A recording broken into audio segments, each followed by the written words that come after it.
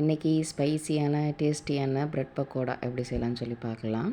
இதுக்கு தேவையான main ingredients வந்து நான் 3 ப்ரெட் வந்து எடுத்துருக்கிறேன். நான் வந்து சும்மா குவான்டிட்டி வந்து கம்மியாக இருக்கனால 3 ப்ரெட் எடுத்திருக்கேன். உங்களுக்கு தேவையான அளவு நீங்கள் எடுத்துக்கலாம்.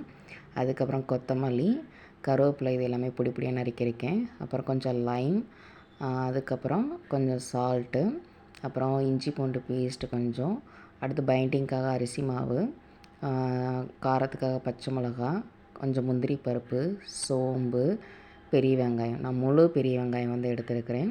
இந்த வெங்காயத்தை முடிஞ்ச அளவுக்கு எவ்வளோ தின்னாக கட் பண்ணணுமோ அந்த மாதிரி கட் பண்ணிக்கோங்க. ப்ளஸ் அதை வந்து கடைசியாக அப்படி உதுத்து விட்டு தனித்தனியாக இருக்கணும். அப்போ தான் வந்து அந்த பக்கோடா டேஸ்ட் வந்து நம்மளுக்கு கிடைக்கும். எவ்வளோக்கு எவ்வளோ நீங்கள் ஆனியன் வந்து கொஞ்சம் அதிகமாக போடுறீங்களோ டேஸ்ட் வந்து சூப்பராக இருக்கும். இப்போ ஒரு மிக்ஸி ஜார் எடுத்துக்கோங்க. எடுத்து வச்ச ப்ரெட் எல்லாத்தையுமே பிச்சு போட்டு பவுடராக வந்து ஆக்கிக்கணும். ஸோ எப்போயுமே அந்த ப்ரெட்டை வந்து கொஞ்சம் சாப்பிட்டு பாருங்கள். சாப்பிட்டு பார்த்தீங்கன்னா ஒரு சில ப்ரெட்டில் வந்து ஸ்வீட் வந்து அதிகமாக இருக்கும், ஒரு சில ஸ்வீட் வந்து கம்மியாக இருக்கும். அதுக்கேற்ற மாதிரி நீங்கள் மசாலா வந்து கூடவோ குறையோ வந்து என்ன செஞ்சுக்கலாம்னா ஆட் பண்ணிக்கலாம். இப்போ இந்த ப்ரெட்டில் வந்து நார்மல் ஸ்வீட் தான் இருந்தது, அதனால் நான் கொஞ்சம் மசாலா வந்து அதிகமாக தான் போட போகிறேன். நீங்கள் உங்களுக்கு ஏற்ற மாதிரி அந்த ப்ரெட்டுக்கு ஏற்ற மாதிரி வந்து ஆட் பண்ணிக்கலாம். இப்போ ஒரு பாத்திரத்தை எடுத்து அதில் அந்த அடித்து வச்ச ப்ரெட் பவுடரை வந்து நான் எடுத்துக்கிறேன். அதுக்கப்புறம் ஒவ்வொரு இன்க்ரீடியண்ட்டாக நம்ம என்ன செய்யலாம்னா ஆட் பண்ணி நல்லா கலந்து வச்சுக்கிறணும். பட் இதை கலக்கிற பக்குவம் தான் ரொம்ப முக்கியமானது, அதுதான் மெயினான விஷயம் கூட பக்கோடாவுக்கு. ஸோ அடுத்து கொத்தமல்லி, கருவேப்பிலை இதையும் நல்லா ஃபைனாக சாப் பண்ணி போடுங்க. குழந்தைங்க சாப்பிடும்போது ஒதுக்க மாட்டாங்க. அதுக்கப்புறம் பெரிய வெங்காயம், நான் முழு பெரிய வெங்காயம் வந்து எடுத்துருக்கிறேன். வெங்காயம் எவ்வளோக்கு எவ்வளோ சேர்க்குறோமோ அந்த பக்கோடா டேஸ்ட்டு வந்து ரொம்ப சூப்பராக இருக்கும். அதுக்கப்புறம் முந்திரி பருப்பு சேர்த்துருக்கிறேன். ஏன்னா இப்போ ஒரு மிக்சர் சாப்பிடும்போது கடலைப்பருப்பு சாப்பிட்டா டேஸ்ட் நல்லா என்ஹான்ஸ் ஆகும், அது மாதிரி இதில் கொஞ்சம் முந்திரி பருப்பு சேர்த்துருக்கிறேன். அப்புறம் ஒரு பச்சை மிளகா நறுக்கி சேர்த்துருக்கிறேன். அப்புறம் அரிசி மாவு சேர்த்துருக்கிறேன். அதுக்கப்புறம் இன்னும் கொஞ்சம் அந்த பக்கோடா டேஸ்ட் வர்றதுக்காக இஞ்சி பூண்டு பேஸ்ட் வந்து சேர்த்துருக்கிறேன். நீங்கள் இஞ்சியும் பூண்டும் தனியாக நசுக்கி கூட சேர்க்கலாம்.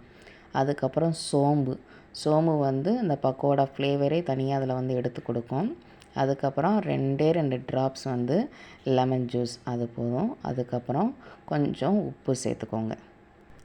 ஸோ இதெல்லாம் நம்ம சேர்த்ததுக்கப்புறம் அடுத்து மசாலா சேர்க்கணும். நான் ஒரு 1/2 டீஸ்பூன் கரம் மசாலா சேர்த்துருக்கேன். அப்புறம் சிக்கன் 65 மசாலாவும் சேர்த்துருக்கேன்.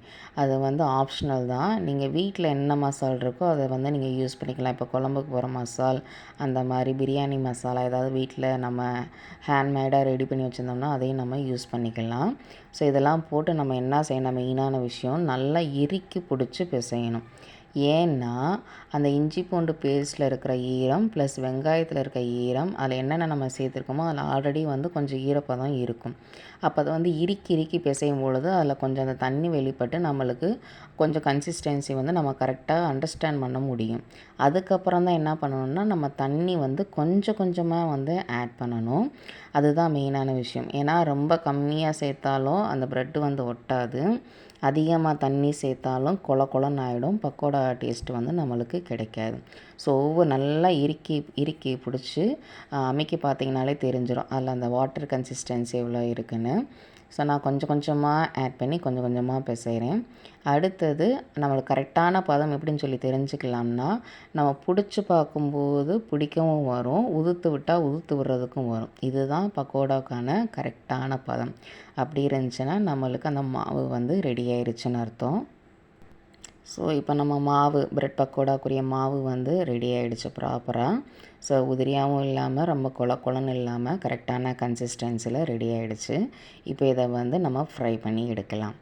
ஸோ ஒரு கடாய் எடுத்துக்கோங்க, எண்ணெய் ஊற்றிக்கோங்க. ஸோ இந்த ஃப்ளேம் எல்லாமே மீடியம் ஃப்ளேமில் இருக்கணும், ஹை ஃப்ளேம்லேயும் இருக்கக்கூடாது, லோ ஃப்ளேம்லேயும் இருக்கக்கூடாது. லோ ஃப்ளேமில் இருந்தால் எண்ணெய் வந்து உள்ளே அதிகமாக போயிட்டு அந்த மொறுமொறுப்பு நம்மளுக்கு வந்து கிடைக்காது. ஹை ஃப்ளேமில் இருந்தால் ரொம்ப சீக்கிரம் வந்து கருகி போயிடும். ஏன்னா அது ப்ரெட்டு தான், கொஞ்சம் சீக்கிரமே குக் ஆகிடும். அதனால் மீடியம் ஃப்ளேமில் வச்சு உதிரியாக வந்து போட்டுக்கிடுங்க. இது வந்து நான் 2 விதமாக போட்டிருக்கேன். ஃபஸ்ட்டு போட்டிருக்க வந்து கொஞ்சம் உதிரியாக போட்டிருக்கேன், தூள் பக்கோடா மாதிரி வந்து போட்டிருக்கேன். ஸோ இதில் பார்த்தீங்கன்னா போட்டதுக்கும் இப்போ போட்டதுக்கும் அந்த பபுள்ஸ் வந்து கம்மியாக இருக்கும். ஸோ நம்ம எண்ணெயில் பொரிக்கும் பொழுது அந்த பபுள்ஸ் வந்து கம்மியாகிடுச்சுன்னா, குறைஞ்சிருச்சுன்னா அது வந்து குக் ஆகிடுச்சுன்னு அர்த்தம். அப்போ நம்ம அதுலேருந்து ஆயிலேருந்து நம்ம என்ன பண்ணிக்கலாம்னா ரிமூவ் பண்ணிக்கலாம். இப்போ நான் ஆயிலேருந்து ரிமூவ் பண்ணிட்டேன். இப்போ பாருங்கள், பார்க்கவே எவ்வளோ சூப்பராக இருக்குது இல்லையா? ஸோ இதோட டேஸ்ட்டுமே ரொம்ப சூப்பராக இருக்கும். கண்டிப்பாக ட்ரை பண்ணி பாருங்கள். எங்கள் வீட்டில் எல்லாருமே இதை பிடிச்சி சாப்பிட்டாங்க. டேஸ்ட்டு ரொம்ப நல்லா இருந்துச்சு. கடையில் வாங்குகிற மாதிரியே இருந்தது. அதுக்கப்புறம் எனக்கு தூள் மாதிரி வேணாம், கொஞ்சம் வாயில் கடித்து சாப்பிட்ற மாதிரி வேணும்னு நினைக்கிறவங்க அதுலேயே இன்னும் கொஞ்சம் இருக்க பிடிச்சி கொஞ்சம் பெரிய பெரிய சைஸாக போட்டு எடுத்திங்கனாலும் இன்னும் நம்மளுக்கு அந்த வாயில் கடித்து சாப்பிட்ற அளவுக்கு அந்த பக்கோடா நம்மளுக்கு கிடைக்கும். ஸோ நான் இப்படி 2 விதமாக போட்டிருக்கேன். தூள் பக்கோடா மாதிரியும் போட்டிருக்கேன், கொஞ்சம் கெட்டி பக்கோடா மாதிரியும் போட்டிருக்கேன். உங்களுக்கு எப்படி பிடிக்குமோ அது மாதிரி நீங்கள் என்ன செஞ்சுக்கலான்னா போட்டு எடுத்துக்கலாம். ஸோ அதில் பார்த்தீங்கன்னா நான் பிரட்டி விட்டு அதோட கலரை பாருங்கள், அவ்வளோ சூப்பராக இருக்கும். அந்த சிக்கன் பக்கோடா மாதிரி கிட்டத்தட்ட இருக்கும். டேஸ்ட்டுமே அந்த ஸ்மெல் எல்லாமே நம்ம அந்த கடையில் வாங்கி சாப்பிட்டா எப்படி இருக்குமோ அந்த கலர்லேருந்து, ஃப்ளேவர்லேருந்து, அந்த கன்சிஸ்டன்சிலேருந்து எல்லாமே சூப்பராக இருக்கும். நல்ல கிறிஸ்பியாக இருக்கும். ஸோ இதுதான் அந்த ஃபைனல் அவுட்புட் பார்த்திங்கனாலே தெரியும். ஸோ நான் ரொம்ப எண்ணெய் ஊற்றலை, அது கரெக்டாக ஃப்ரை ஆகிற அளவுக்கு மட்டும்தான் எண்ணெய் ஊற்றிருக்கேன். நீங்கள் உங்களுக்கு எப்படி எண்ணெய் நல்லா நிறையா ஊற்றி ஃப்ரை பண்ணாலும் நீங்கள் ஃப்ரை பண்ணிக்கலாம்.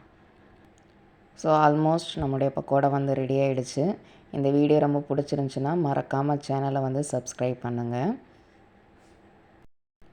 ஸோ ஆல்மோஸ்ட் பக்கோடா ரெடி ஆகிடுச்சு. அதோட கலரை பாருங்கள், இந்த நேச்சுரல் ப்ரௌனிஷ் ரெட்டிஷ் கலர் ஆட்டோமேட்டிக்காக நம்மளுக்கு கிடச்சிரும். ஏன்னா அந்த ப்ரெட்டு தான் அதை ஃப்ரை பண்ண அதோட கலர் ஆட்டோமேட்டிக்காக நல்லா டார்க்காக மாறுறதுக்கு ஆரம்பிக்கும். ஸோ ஃபைனலி நம்முடைய சூப்பரான டேஸ்டியான ஸ்பைசியான ப்ரெட் பக்கோடா ரெடி. ஸோ அதை நீங்கள் குழந்தைங்களுக்கு கொடுக்கணுன்னா இல்லைனா நம்மளே சைட் டிஷ்ஷாக வச்சு சாப்பிட்ணுன்னு நினச்சிங்கன்னா அதை நல்லா ஆற விட்டுருங்க. ஆற விட்டதுக்கப்புறம் ஒரு கண்டெய்னர் எடுத்து ஸ்டோர் பண்ணி வச்சுக்கலாம். இது நார்மல் பக்கோடா நம்ம எப்படி கடையில் வாங்கினா யூஸ் பண்ணுவோம் அதே மாதிரி நம்ம யூஸ் பண்ணிக்கலாம்.